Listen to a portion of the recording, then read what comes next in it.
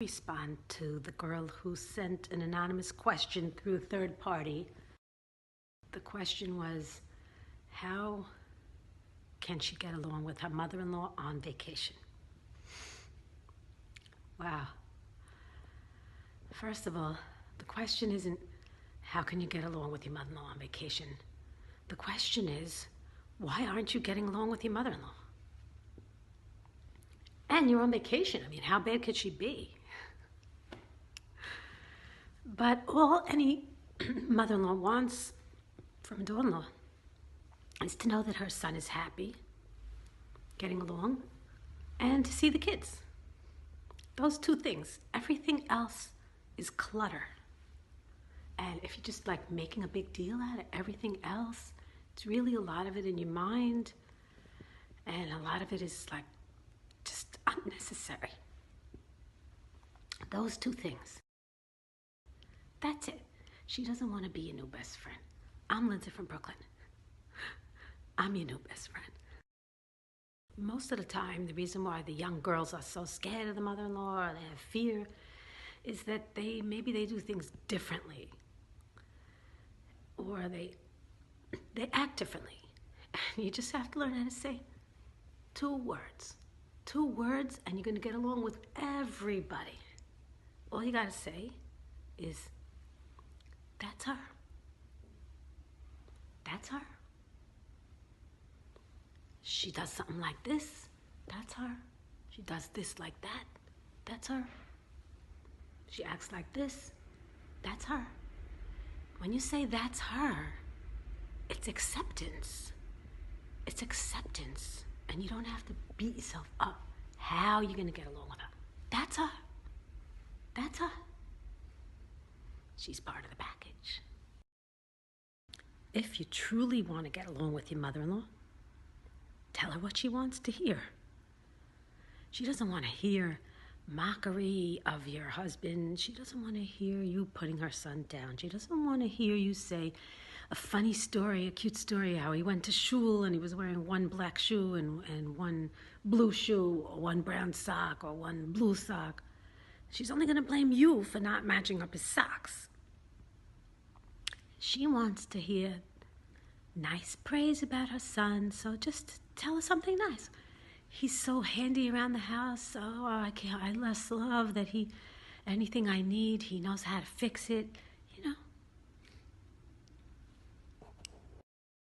Your mother-in-law is not a big scary monster. She's just a woman just like you that raised her son and was working hard as a wife and mother, and then he got married to you. And now you want to make like she's hard to get along with? She's just a regular lady.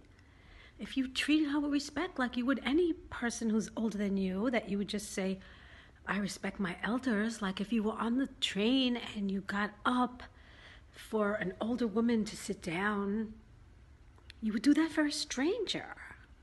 So why can't you respect your husband's mother? You don't want to put your husband in the middle, and you don't want your husband to waste his energy on that.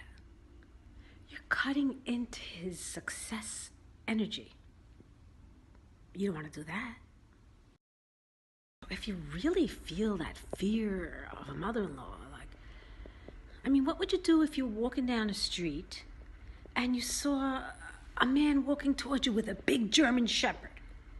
You would kind of like cross the street. You wouldn't wait till they got really close. If it was a big giant dog, you would find a way to cross the street a few feet before, like you're just casually crossing the street, and you would steer clear. Now, I'm not saying she's a German Shepherd, but like I said, you just have to learn how to say that's her. Unfortunately, I'm hearing way too much of this daughter-in-law upset with the mother-in-law thing.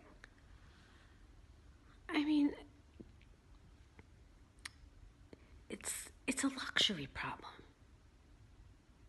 And you could make it into a bigger problem, or you could just shrink it. And I want to shrink it. I'm going to have a lecture maybe in a few weeks for the young girls, because I do believe I can make a difference. And I do believe that it's not necessary to feel as uncomfortable as the girls feel about their mother-in-laws. I think the daughter-in-laws, when they get married, they feel that they want that ownership of the husband. And they have it. They have the power. And that husband, he committed himself to that wife. But he's allowed to love his mother. I mean, he knows his mother for what? 25 years, 30 years? And I think that's hard for the daughter-in-law to accept, that there's another woman that her husband loves. So it's kind of like, it's a little bit of a rivalry. It's an unnecessary rivalry. A wife has the power. The mother-in-law sometimes imposes herself because she lost the power already. So she kind of like has no other choice. It's kind of like, who could establish the boundary first? The daughter-in-law established the boundary, these are my boundaries, or is the mother-in-law have to push her boundary and set that precedence? You gotta work it out. And the only way to work it out is respectfully. Daughter-in-laws feel like they have something to prove to the mother-in-laws, but they don't. Like if the mother-in-law says, oh, it's chilly, doesn't the baby need a sweater? Or it looks like the baby's shivering, like if it just gets out of the pool and you're on vacation. It's not an attack on you. It's not an attack on your parenting. She just loves the baby, and she probably just wants the baby to have a sweater on and not be cold. But it's not personal. It's not a personal attack.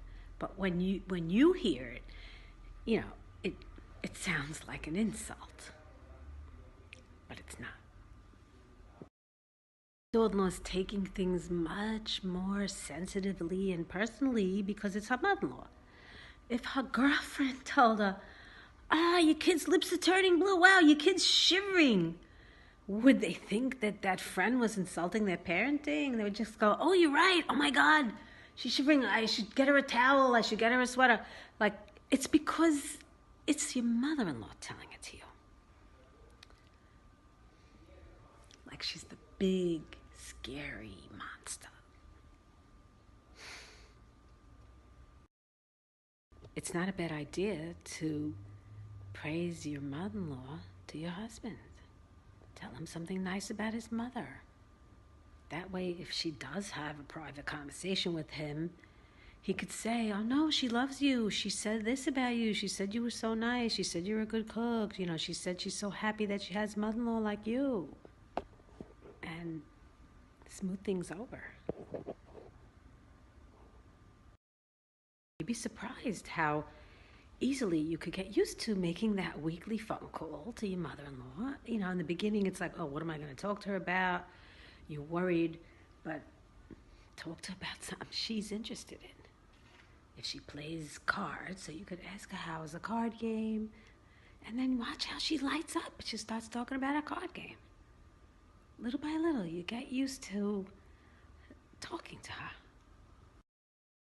If you truly want to get along with her, the thing I did notice is that if a girl's mother had a rough time with her mother-in-law, it reflects a little and it makes the daughter standoffish. She's a little scared. She don't want to get into a mess. Like the mother-in-law is off limits to her because she saw this. But if she saw her mother having a good time with her mother-in-law, a respectful relationship with her mother-in-law, that also reflects. So that's another reason to be motivated to get along with your mother-in-law and to get along with everyone. Why do you want the stress of not getting along with someone? This is Linda from Brooklyn, and I'm your new best friend.